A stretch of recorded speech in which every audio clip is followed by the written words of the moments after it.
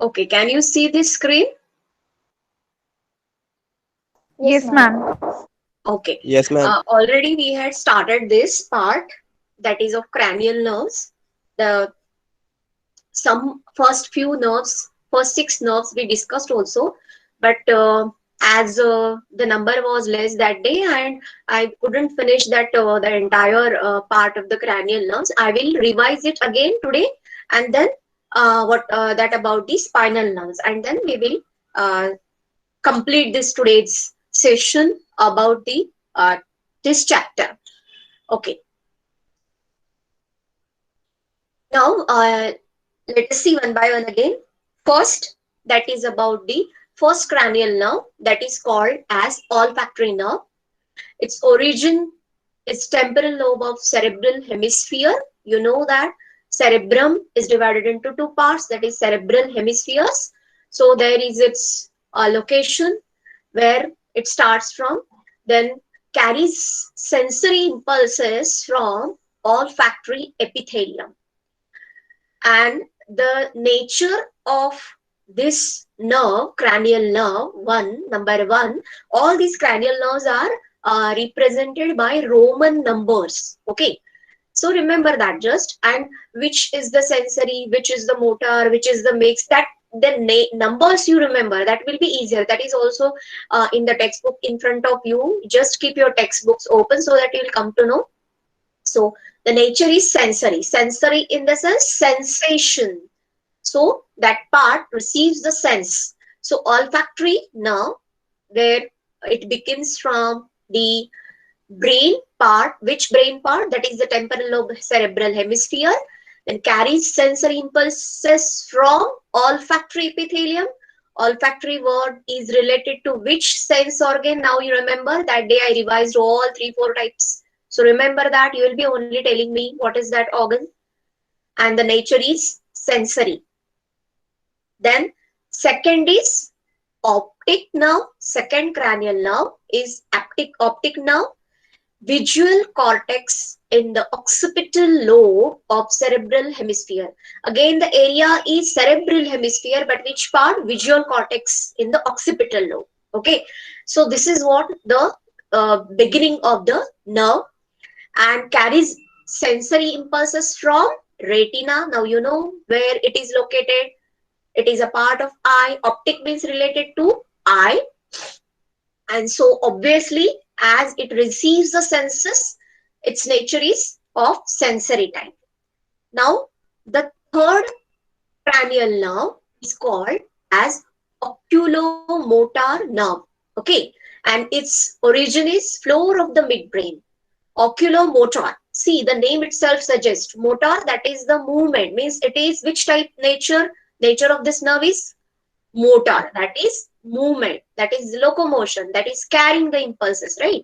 So oculomotor nerve, the from where it begins is the floor of the midbrain, and carries motor impulses to the superior rectus muscle, inferior rectus muscles, medial rectus muscles, inferior oblique muscles, ciliary muscles, iris muscles. These are all the different types of muscles present in the eye. And especially this nerve, this third nerve, oculomotor nerve, that is the cranial nerve, that is present in the orbit of eye.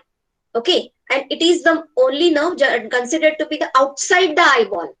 It is outside the eyeball, but it is in the present in the orbit of eye only. And its action, as we discussed that day, that is elevation, then intorsion, rotation, means it rotates the eye medially. And pull the eye upward. Without rotating eye, it pulls the eye upward. So this type of specific type of movements are carried with the help of each muscles, different types of muscles present in the region, ocular region. So this, its nature is movement, so motor type of nerve.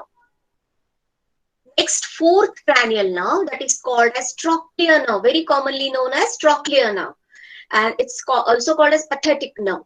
And its origin is floor of the midbrain, and it carries motor impulses to superior oblique muscle. So obviously its nature is motor. It carries the impulses to the somewhere, that means it is where it is carrying that that part is mentioned, that is the oblique muscles. These are superior oblique muscles, and these this trochlear, though the name is trochlear, but it's operating in eye, that operates like a pulley.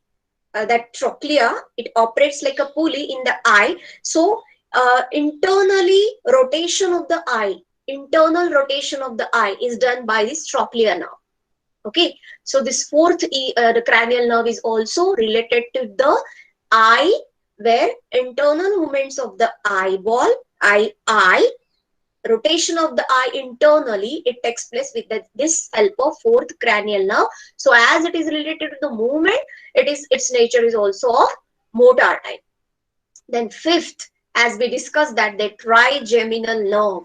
This trigeminal nerve is its origin is pons varolii and joins Gasserian ganglion, and the impulses which carries, that is the sensory impulses which it carries, is from the conjunctiva, lacrimal glands, lacrimal glands which are present in the eye, then eyelids, palate. What exactly it is, that is the that separates the nose from the throat. So whenever you drink water or something like that, it can't go to the nose area, backside, so that works as a barrier. Okay, then lips, nose, tongue, cheek, all these organs which are related to the mouth, face, you can say face. So these all organs are located, which are present in the face region, and this is what the senses these are carried from. And then senses these are received, and then where these are carried, these are from all related to the same parts present in the facial region, that is the lacrimal glands, muscles of the lower jaw, sublingual and submaxillary salivary glands, muscles of the lower jaw, mandible and uh, maxilla upper and mandible lower jaw. These are the movements of the jaws that is related to the. So this is what motor type also. Senses also movement. So both the sense as well as motor. So it is a mixed type of nature. So trigeminal nerve is of mixed type, where it receives the impulses also from the sensory parts present in the face, as well as it shows the movement of the face in those different areas. Lacrimal glands present in the eye region, then muscles of the lower jaw for the movement of the jaw, how the jaws are moved, lower jaw. So then sublingual related to the language, that means speaking, and then submaxillary, that is the upper jaw, salivary glands present in the mouth for the secretion of saliva. So all these movements as well as sensation, both the things are done by this trigeminal nerve. So this is of mixed type. And one more thing, that is the Gasserian ganglion. That is nothing but, ganglion is just, you just remember, that is a bulging nature, that where there is the collection of nerve cell bodies. Means whenever there is the bulging nature, you remember that their accumulation of, here in this case, ganglion, which shows the presence or the collection of nerve cell bodies. If you remember the structure of nerve, which shows the presence of cell body, that is called a cyton, and elongated, one of the dendroids which is elongated, that is axon, and the remaining extensions as dendrons. So these cell bodies are accumulated in that area, so that is called as Gasserian ganglion. That is the collection of nerve cell bodies. And what is its role? That provides sensation of head and face. So sensation of head and face is done by this Gasserian ganglion, and also provides movement of muscles of mastication. What mastication was? Chewing. Mastication, chewing or biting, you can say, that chewing of any food particle, that is what mastication, with the help of enzymes present in the saliva, that is what mastication, chewing is done. So this Gasserian ganglion, it lies inside the skull on each side of the head. And from that ganglion, the trigeminal nerve separates into three branches. Remember, so it separates into three branches. That is why it is called as trigeminal. Tri is three, and this is the nerve where sensation in the face is done because of this nerve, and motor functions like biting, chewing also are done with the help of this trigeminal nerve. And this is the most complex type of cranial nerve. This is the most complex type of cranial nerve, and this only what you can say, it uh, occupy the maximum area of the internal organs. This is the large, vast area is occupied by this trigeminal. Expansion of this trigeminal nerve is much more than remaining all. So this is a very specific feature about this trigeminal nerve. This is also called as dentist nerve because this is related to the jaw. It is there in the that particular area. Whenever the dentist works, there it is present. The third branch of trigeminal nerve is there. It is working over there, or it reaches over there. So that is also called as dentist nerve.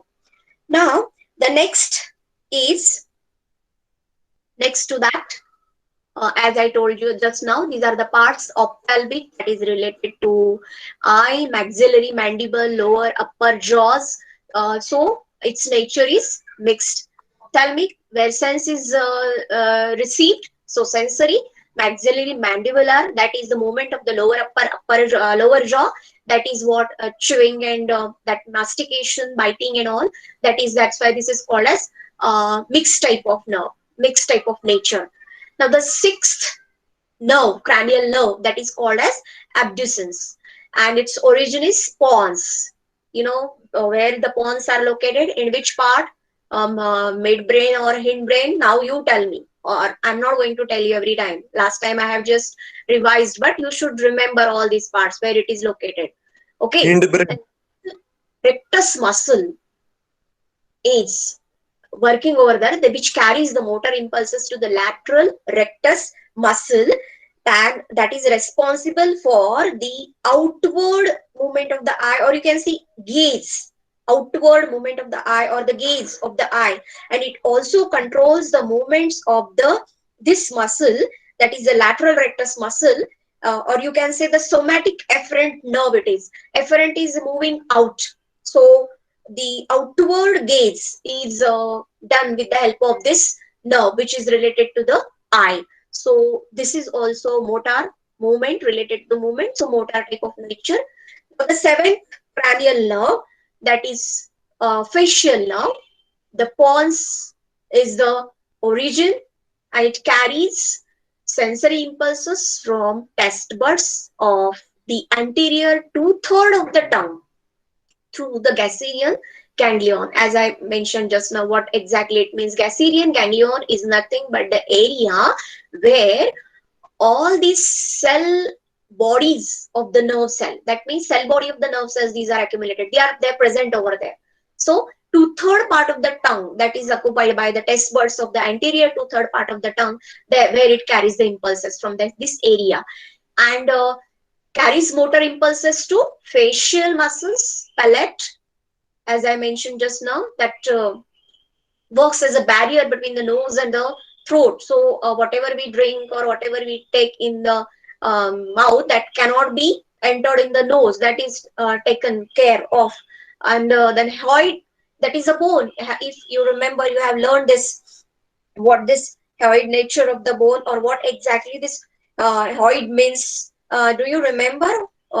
This is the bone which is present between the if you remember the throat, that is this is also called as tongue bone or lingual bone, which is related to the speech language. Okay, so this is horseshoe shaped structure. This bone, hyoid bone, is the horseshoe shaped bone, and it is situated in anterior midline of the neck between chin and thyroid cartilage. This is present between the chin and thyroid cartilage, and it has few important functions like holding up tongue, which sits above it, and holding up larynx, which hangs below it.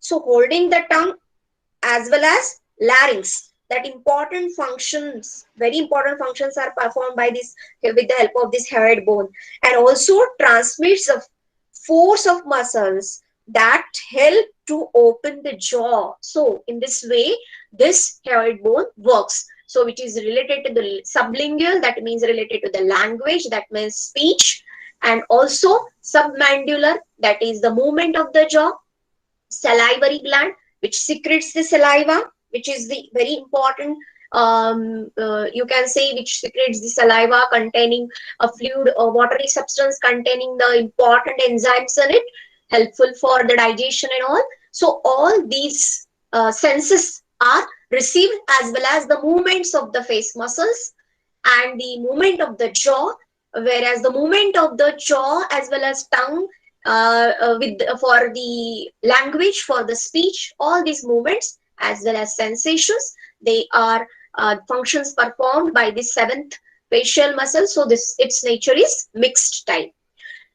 Eighth muscle, that is eighth cranial nerve, that is called as vestibulocochlear. Now its internal ear is the location. You can understand this now. Vestibule or cochlear. You must have heard this word, cochlear transplantation or cochlea, which you must have heard. So what is its main function of the nerve? Internal ear, which is related to the sensory organ. This is a sensory, receiving sense of listening, hearing.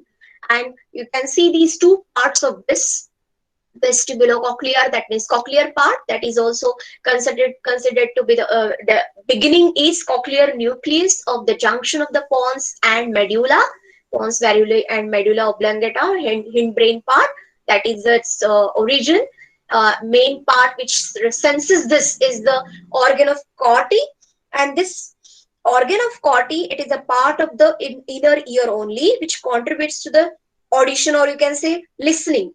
And how it resembles, it resembles like a snail shell, that means a spiral nature. How you know the snail's shell, how it is spirally, it looks like a spirally coiled nature, isn't it? So the same way it is present, which helps in receiving the sense of hearing.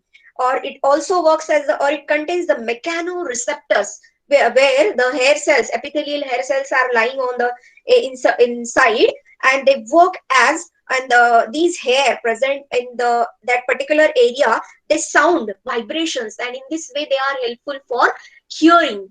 So this sense of hearing, listening, is of this by this cochlear region. Then vestibular is what? This, its origin is nuclear complex in the floor of fourth ventricle, and the semicircular canals. If you remember the structure of internal ear, which we have learned somewhere in the school, and right now also it is there in the textbook, but that part has been omitted for this year. And the sacculus and utriculus, these are the parts which are present in the inner ear only. These are meant for, again, for the detection of motion and orientation. That semicircular canals, they detect the sound and it orients towards, so that it reaches that particular sense muscle. So it reaches, it receives the sense of hearing. So its nature is what? Sensory type. So it is, both the parts are of sensory. Remember, this is the seventh nerve, that is of sensory type. Now, next is sorry, this is what glossopharyngeal nerve. It's what the medulla is the beginning, and the test buds of the posterior third part of the tongue and pharynx. So two-third, which we discussed just now, occupied by which area? And now the remaining one-third of the tongue and the pharynx, these are the regions. And the muscles of the pharynx, parotid, sublingual, submaxillary, and salivary glands, these are the senses as well as movements. So mixed type of nature. And then next nerve, that is the 10th vagus. You must have heard also that this is the origin is medulla, and the lungs, heart, esophagus, stomach, intestines, these are the parts where the it carries the sensory impulses from and coordinates with these parts which carries motor impulses to these organs, the muscles of the pharynx, lungs, heart, esophagus, stomach, and intestine. Which type of movements are related to these organs? We have already learned the movements of the lungs, movement of the heart, esophagus, stomach, intestine. So this is mixed type of nerve, and you must have read, and it is there in the textbook also. That is the central most nerve which occupies maximum area and maximum part, or the maximum organs of the system, vital organs of this body, and this is the mixed type of nerve. The next 11th, that is the spinal sensory. Origin is medulla. Its nature is motor, and which is related to the, which carries motor impulses to the muscles of the pharynx, larynx, neck, and shoulder. So up to the neck region, you can see that the whatever the type of movement. So that is the spinal accessory nerve. That is accessory cranial nerve. 11th nerve is accessory cranial nerve. And the next, that is the hypoglossal, that is the medulla, its origin, and this is also of motor type, that is the muscles of tongue, where the movement of the tongue for speech, as well as, for the you can say the whatever the salivary glands secret, which are located in that particular region, that help for mixing of the food, the enzymes present in it. So this type of movement is done with the help of this cranial nerve, hypoglossal, and this is its nature is motor type.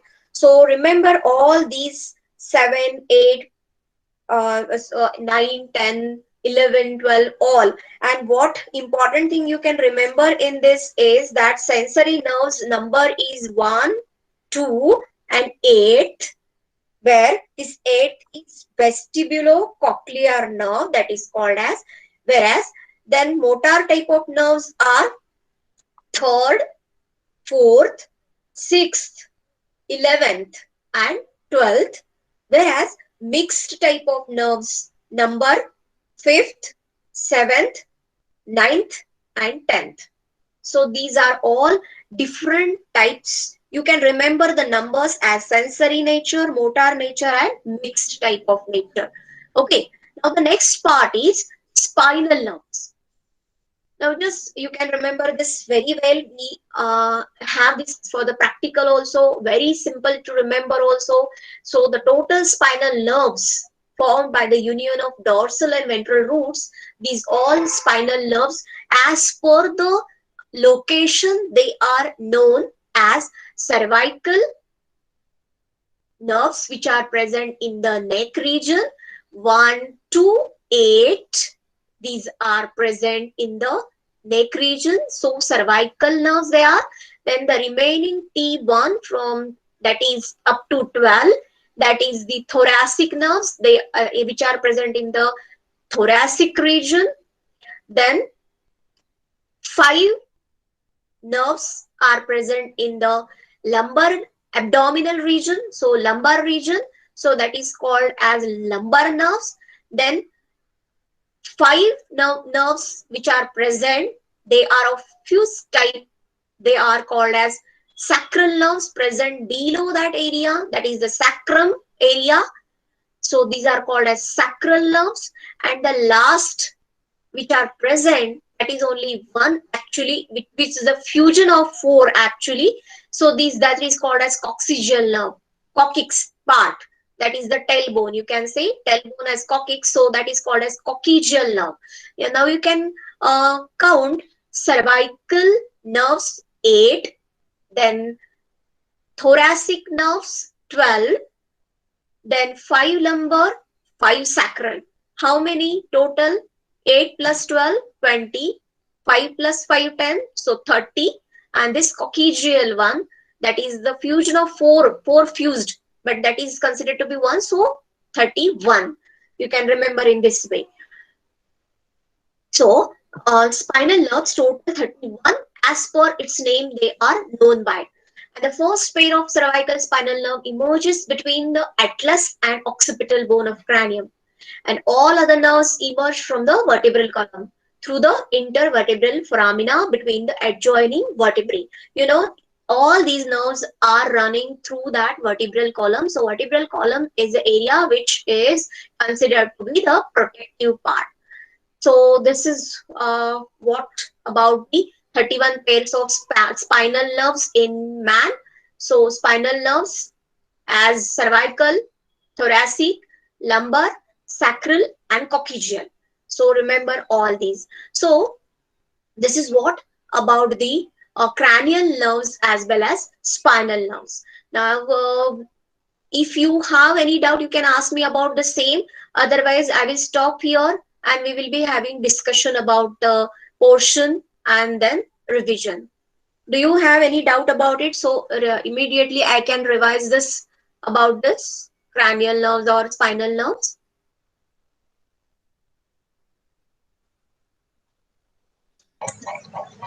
Unmute yourself and talk. Come on. So you have to remember 12 cranial nerve where origin is cranium. Cranium means brain box, that is origin is from brain, and remaining spinal nerves, it's originally spine. That means when it ends that uh, brain stem from where the spinal nerve starts. So spinal nerves, there are total 31 spinal nerves going through the spinal cord, that is the vertebral column we call it as.